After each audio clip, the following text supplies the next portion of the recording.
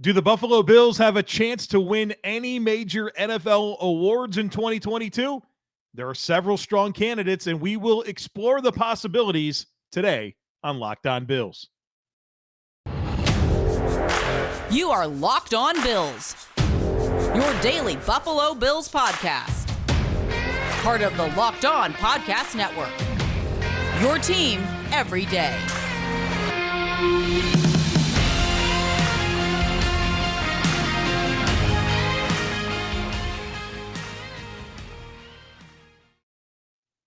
What's up, Bills Mafia? It's Joe Marino from the Draft Network, and I'm your host of Locked On Bills. Happy Wednesday to you, and thank you for making Locked On Bills your first listen every day. I'm excited for what we're going to do today on the podcast. This should be really fun. I want to look at the major NFL awards, and when I say that, I mean Coach of the Year, NFL MVP, Defensive Rookie of the Year, Offensive Rookie of the Year, Defensive Player of the Year, Comeback Player of the Year, and see if the Bills have a chance at collecting some hardware this season. And the Bills have candidates, strong candidates in some cases, in all of these categories. And so I want to look at each major award, talk about where the Bills fall in terms of the favorites at this point in time, courtesy of our friends over at Bet Online. And then talk about why it could happen and why maybe I'm a bit skeptical about the possibilities. So let's work through each of these awards and have some fun here on the podcast and speculate over some of the accolades that could come the Bills' way in 2022. So let's start with Coach of the Year. And one thing that I'll do for each of these awards is I will tell you the last time that it happened for the Bills. The last time that the Bills had the AP NFL Coach of the Year was 1980, Chuck Knox. The only time it's ever happened, actually. The Bills have had the NFL AP Coach of the Year one time, 1980, Chuck Knox. And when I say that, I mean since the NFL-AFL merger, so since 1970. And that'll be true for all of the awards that we talk about.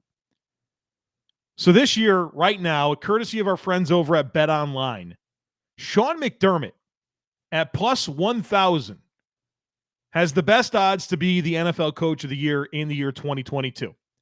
Behind him is Brandon Staley with the Chargers at plus 1,400, Josh McDaniels with the Raiders plus 1,400, Nathaniel Hackett with the Broncos plus 1,600, and Mike McDaniel with the Miami Dolphins plus 1,600. You'll notice that 3 of the top 5 in terms of best odds are coaches in their first year with their new team in McDaniels, Hackett, and McDaniel. And that's because this award in recent years has gone to coaches in their first year with the new team. It's happened quite a bit. But right now, Sean McDermott, plus 1,000, the best odds. So why am I skeptical and why could it happen? For all of the awards except for this one, I'm going to start with why could it happen. But this one, I'm going to start with why am I skeptical? Because I'm surprised that Sean McDermott has the best odds. Because this award typically goes to the coach whose team exceeds preseason expectations or deals with a bunch of issues and still come out as a playoff team like Mike Vrabel did last year with the Tennessee Titans. Them losing Derrick Henry and still being the number 1 seed in the AFC playoffs is why Mike Vrabel was the NFL Coach of the Year last year. But more times than not, it's about the team that outperforms or exceeds their preseason expectations. Right now, the Buffalo Bills are the favorites to win the Super Bowl. Right now, the Buffalo Bills are the highest team when you see the over-unders for win totals in 2022. The Bills have the highest number. So I'm not sure how the Bills can overachieve. Expectations are high for the Bills. If they go 12-5 and win the AFC East, does that move the needle? Does that give Sean McDermott the Coach of the Year trophy this year? I don't know that it does, because if they go 12-5, win the AFC East, that's exactly what everybody expected them to do. And so I'd be surprised if that earned Sean McDermott this award. And so that's why I'm skeptical. Expectations are high. I think that in order for Sean McDermott to win this award, the Bills have to win like at least 14 games. 14, 15 wins, the clear best team in the league. That's what it's going to take. And so that's also why it could happen. The Bills could do that. They could do exactly what I just said. They could go win 14 or 15 games, be the clear best team in the league, and Sean McDermott gets this award. And I think part of what could help Sean McDermott is I think he was more deserving of this award. And I know that's weird to say more deserving because the 2022 season hasn't happened. But I think in 2017, he was very deserving for that team to get to the playoffs, given the dynamics of that season. I think in 2020, the 13-3 team, I thought that team was deserving. I thought Sean McDermott was deserving those years. And so there could be a little bit of thought in the mind of the voters as to, wow, Sean McDermott's really had a case a couple of times. You know, they're the clear best team in the league. He deserves it. But again, if the Bills go 12-5, win the AFC East, I don't think that moves the needle in the mind of voters, and that's why I'm skeptical and a little surprised, quite frankly, that Sean McDermott enters the season as the clear favorite to win this award. Let's move on to NFL MVP. The last time the Buffalo Bills had the NFL MVP was 1991, Thurman Thomas. And it's happened one other time, O.J. Simpson, back in 1973. Right now, Josh Allen, plus 700, the favorite. Josh Allen, the favorite to be the NFL MVP. I mean, is this crazy? You got the Coach of the Year favorite, the NFL MVP favorite. You're supposed to win the most games, and you're the favorite to win the Super Bowl. Hopefully this team's hungry and not reading their press clippings because, you know, they're a team that everybody has high expectations for. That's going to be a big challenge ahead for Sean McDermott and the leadership of this team, is to manufacture that chip on their shoulder and realize that, no, not everybody believes in you, and that there is doubt, and that, you know, you got to find those ways to create that motivation. But right now, the media and a lot of fans are high on what the Bills can be in 2022, and rightfully so. But Josh Allen, the leading candidate, plus 700. Justin Herbert actually tied with him at plus 700. Patrick Mahomes, plus 800. Joe Burrow, plus 1,100. Tom Brady, plus 1,200. That's your top five in terms of favorites to be the NFL MVP right now, courtesy of BetOnline. So why could it happen, and why am I skeptical?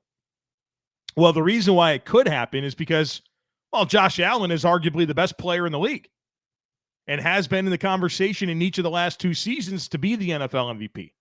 He's capable of doing it.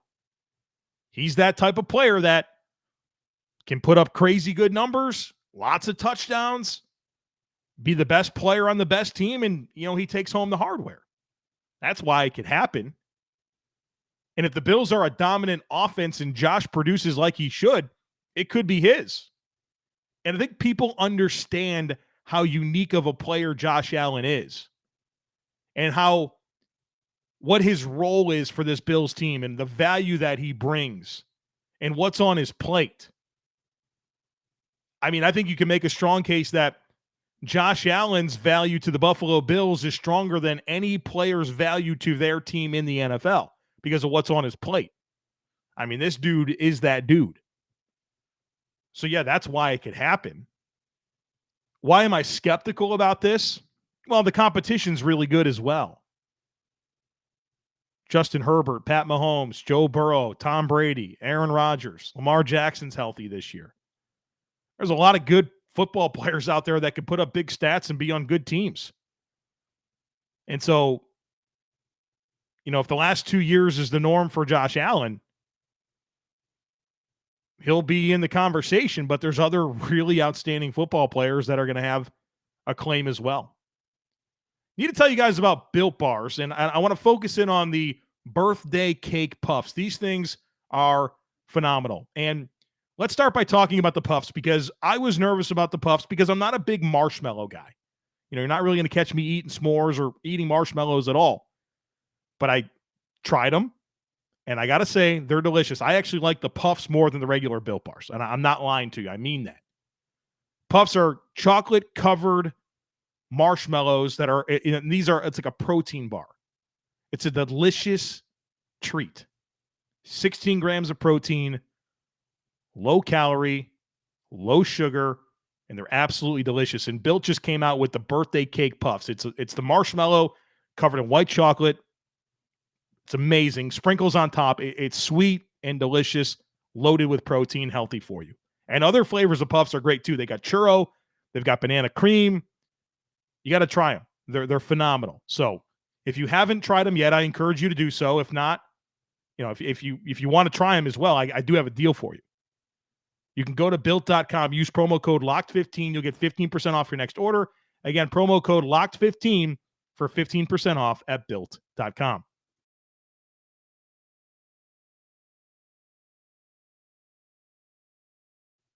All right, let's move on to a couple of awards now that deal with rookies. Defensive Rookie of the Year, Offensive Rookie of the Year. Now, the Bills have the favorite for Coach of the Year and NFL MVP. That's not the case with the rest of the awards, but they have players that are in the conversation. We'll start with Defensive Rookie of the Year. The last time that happened for the Buffalo Bills was 1987. Shane Conlon, linebacker. He took home the hardware. And the only other time it happened was in 1979. Jim Haslett was the NFL Defensive Rookie of the Year. And I'll take this opportunity to once again state that Trey White deserved to be the NFL Defensive Rookie of the Year in 2017. He was robbed. He had one less interception than Marshawn Lattimore, but he forced more turnovers. He was better in coverage. He was a better player that year. He deserved it. So let's look at, obviously, the candidate for the Bills this year is Kaiir Elam. First-round pick. I think he's going to be a starter. I've been saying this multiple times now. The Bills' first-round pick every year under Sean McDermott has been a starter. Trey White, Tremaine Edmonds, Josh Allen, Ed Oliver, Greg Rousseau. Kaiir Elam, to me, is going to be an immediate starter for this football team. The leading player right now, the favorite is Aiden Hutchinson from the Detroit Lions, plus 500, number 2 pick in the draft. Kyle Hamilton with the Ravens is number 2 at plus 700. Kayvon Thibodeau from the Giants, the edge rusher, plus 700. George Karlaftis with the Chiefs, he's plus 1,000. Quay Walker, linebacker with the Packers, plus 1,000. Jermaine Johnson at number 6, edge rusher for the Jets, plus 1,100. Derek Stingley, corner from Houston, plus 1,200. Sauce Gardner, corner from the Jets, plus 1,200. At number 9, the number 1 overall pick, Trayvon Walker. Jaguars, plus 1,200. Devin Lloyd at number 10, plus 1,400. I think that's really good odds for Devin Lloyd. I put a few bucks on that, to be honest with you. That's just too good of a value to not throw a few bucks down on it. Devin Lloyd, linebacker, Jaguars, plus 1,400. Nakobe Dean at number 11, he's plus 1,800. Linebacker with the Eagles. And then right there is also Kaiir Elam, plus 1,800. So he's in the conversation right now in terms of being the favorites. And I think he's got a chance. So why could it happen? Well, I think it starts with Kaiir Elam being in such a great spot. And this is something that I talked a lot about when reflecting on Levi Wallace and how effective he was for the Bills, in that he's in this back 7 that it's just a great spot for a player to step into. Think about everything else besides Kaiir Elam in the back 7. The 2 safeties, Jordan Poyer, Micah Hyde. You know they're elite football players. Trey White, an elite football player. Taron Johnson, one of the best slot corners in the NFL. Matt Milano, Tremaine Edmonds, both good coverage linebackers. That's your back 7. You're stepping into that. And those guys have all been playing together since 2018. A lot of them since 2017. You think about the 2 safeties in Poyer and Hyde and Trey White. Then in 2018, you add Taron Johnson and Tremaine Edmonds. Milano's back from 2017. That's, coverage in zone defense. It's spacing, it's communication, it's understanding depth, how you play off one another. It's a lot of communication. When you have 6 of your 7 back 7 defenders have been playing together since 2018, some 2017 with the same coaches, you know what you're doing. And so now you insert yourself as Kaiir Elam as the other corner outside across from Trey White. You're in a great spot. He's a great fit, and he has great ball skills. I've said this a million times, but I want to say it again. Kaiir Elam had the best ball skills of any player in the 2022 NFL draft. So he's going to have pass breakups. He's going to have interceptions. And that's going to help him if he's going to be the NFL Defensive Rookie of the Year. He's going to need that stuff. So I love the fit, love the ball skills. And what about the player, right? Just not just that he's in a good situation and he has ball skills, but I think we've all kind of learned a lot about Kaiir Elam in recent weeks since the Bills made him their pick. And that this guy is a process player. He prepares. He's going to put in the work. He's going to study. He's going to do everything that he possibly can to put himself in good positions to perform on Sundays. So you have a really nice situation here for Kaiir Elam to step in and have a great season. Now, will he win Defensive Rookie of the Year? I think he's got a chance. So why am I skeptical? Well, the reason I'm skeptical is there's a lot of good competition. You know, I mentioned 11 other players that certainly have a good case as well. Other players below Kaiir that are in a good spot to have a big year. So there's good competition there. But probably the biggest thing is just that this award typically doesn't go to defensive backs. It's only happened 3 times in the last 25 years. Only 3 times in the last 25 years has a defensive back won Defensive Rookie of the Year. Charles Woodson in 1998, Marcus Peters in 2015, Marshawn Lattimore, asterisks in 2017. And you're looking at this list, and there's a lot of D linemen, a lot of linebackers. Aiden Hutchinson, Kayvon Thibodeau, George Karlaftis, Jermaine Johnson, Trayvon Walker, Devin Lloyd. You know, there's going to be Quay Walker, linebacker with the Packers. There's going to be a lot of young players that are going to get prominent roles for their teams, and it's going to be a tight race, I think, all the way through. I don't think it's going to be like last year where Micah Parsons just kind of ran away with it. A lot of good players in the mix this year, and Kaiir Elam is certainly one of them. Let's go to Offensive Rookie of the Year. The only time the Bills have ever claimed that award was in 1970, Dennis Shaw, quarterback. And he didn't even have that good of a year. He had a very brief career. Was the Offensive Rookie of the Year at quarterback and didn't last long. His touchdown to interception ratio is something to behold. So that's the only time it's ever happened for the Bills. James Cook, obviously, the player that's in the mix. And it's a pretty tight group here in terms of where the odds are right now, courtesy of our friends at Bet Online. Kenny Pickett, the leading candidate, quarterback with the Pittsburgh Steelers, plus 600. Breece Hall, running back with the Jets, former Bills running back, plus 800. Chris Olave, wide receiver with the Saints, plus 800. Treylon Burks with the Titans, he's plus 900. He couldn't even finish his first practice. He was gassed and, I don't know, it was like 85 degrees. He played college football at Arkansas. I have no idea why he couldn't finish the practice. Sky Moore with the Chiefs, plus 900.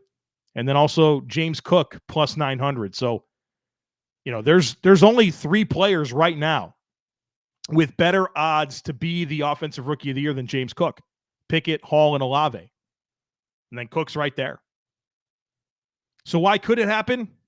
Well, I think the opposite is true here with the offensive side as compared to the defensive side. The competition here is pretty light. You only had 1 first-round quarterback. You had a bunch of receivers go in the first round, but you know it's kind of tough for these receivers to come in and have big stats right away. You didn't have a first-round running back. You had a couple in the second round, and Breece Hall and James Cook.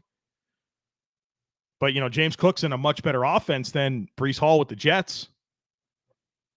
So I think the competition is fairly light, which opens the door for a guy like James Cook to be in the mix. Why else could it happen? Well, the Bills are a dynamic offense. You know, Cook's going to get his chances. I think he's got a realistic opportunity to touch the football 150 to 200 times this year. He's a talented player.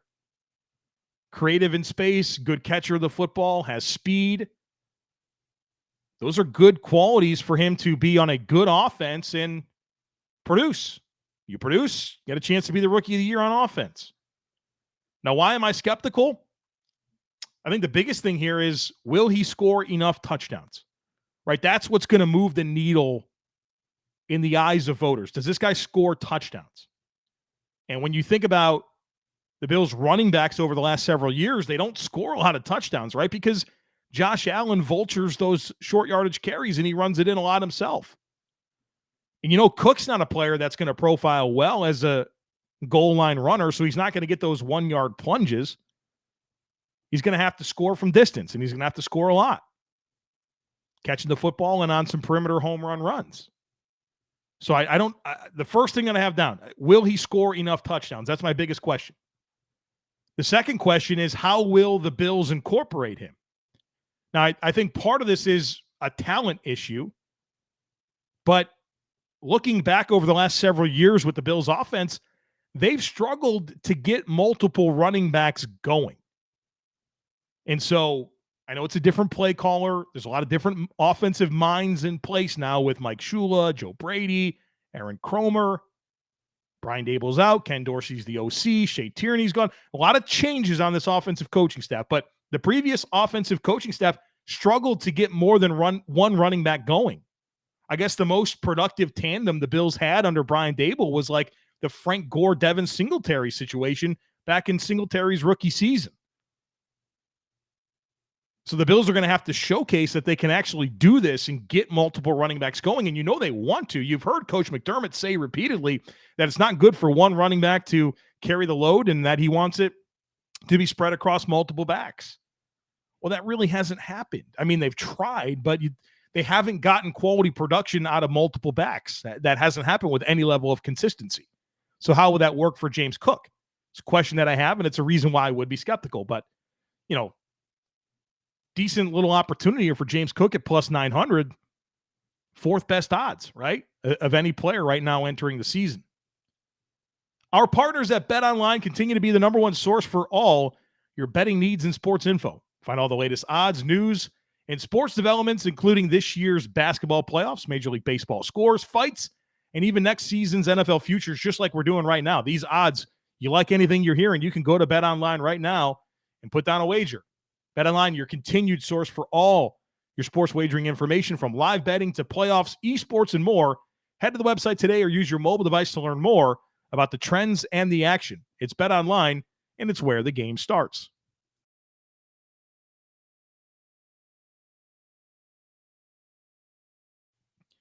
All right, a couple more awards to get to: Defensive Player of the Year and Comeback Player of the Year. Defensive Player of the Year, the Bills have had this 3 times in their history. Most recently in 1996, Bruce Smith. 1995, Bryce Paup. Back-to-back, that's fun. And then 1990, Bruce Smith. The Bills have this guy, Von Miller. I think you heard of him. He's in the conversation. Ahead of him right now, in the odds, courtesy of BetOnline entering the season, Myles Garrett, the favorite. Defensive end from the Browns, plus 650. TJ Watt, the reigning Defensive Player of the Year with the Steelers, plus 700. Aaron Donald, who, what has he won it 3 times, 4 times or something like that, plus 750. Micah Parsons with the Cowboys, plus 900. Nick Bosa, plus 1,100. Joey Bosa, plus 1,800. Khalil Mack, plus 2,000. Chase Young with the Washington Commanders, plus 2,200. Then you'll find Von Miller at plus 2,500. So he comes in at number 9 in terms of best odds to be NFL Defensive Player of the Year entering the season. So why could it happen? Well, Von Miller's an elite football player, an elite defensive playmaker. That's why it could happen. And I think he's going to be very motivated to get this, right? He's never been the NFL Defensive Player of the Year. He was the NFL Defensive Rookie of the Year, but never Defensive Player of the Year. And I think Von Miller's legacy matters a lot to him. He's coming to Buffalo in a lot of ways because he wants to win that third Super Bowl with a third team. He's been the Super Bowl MVP. But has he ever been the NFL Defensive Player of the Year? No, I think he wants that. And I think through getting to know Von Miller, through his press conferences and his YouTube channel, those accolades, his legacy, it matters a lot to him. So he's an elite player. I think he wants it. And I think, being in Buffalo, a team that everybody expects to be really good, that means you're going to be playing with leads. Other teams are going to be trying to come from behind. And we know that Sean McDermott preaches he wants to force teams to be one-dimensional. And if you score a lot of points and other teams are chasing you, they're one-dimensional, they have to throw it. Von Miller tees off, racks up the sacks. That's why it could happen. Now, why am I skeptical? Well, the reason I'm skeptical is that it's going to come down to sack production, right? He's got to have a bunch of sacks, and Von Miller is capable of having a bunch of sacks. But Sean McDermott's defenses typically don't produce a lot of big sack numbers. Sean McDermott has not produced a double-digit sack guy ever in Buffalo. And the last time it happened was in 2015. Kawan Short, a defensive tackle, with 11 sacks. So let's look at some of that production. This is every player under Sean McDermott with either the Panthers or the Bills. So dating back to 2011 through 2021. Pretty nice sample size. Every player to have at least 7 sacks. And I'll do it by year. In 2011, Charles Johnson had 9. 2012, Charles Johnson had 12.5. 2013, Greg Hardy had 15. Also in 2013, Charles Johnson had 11. 2014, Charles Johnson had 8.5. 2015, Kawan Short, 11. 2016, Mario Addison, 9.5. Jerry Hughes in 2018, 7. Jordan Phillips, 2019, 9.5. And then last year, Mario Addison had 7. I mean, TJ Watt had over 20 sacks last year. So I think Von's going to have to really produce a lot of sacks, produce forced fumbles, be on a good team, be on a good defense, right? The Bills all of that stuff's possible, but we haven't seen a player under McDermott rack up a ton of sack production. If anybody can do it, it's Von. And what's also very interesting about Von Miller and forecasting him to this Bills defense is typically Von Miller has played a ton of snaps every year. And we know that the Bills rotate a ton. But I want to tell you year by year Von Miller's snap percentage, just to give you an idea of how often he's on the field. So his rookie season in 2011, 79% of the defensive snaps. 2012, 90%. 2013, 84%.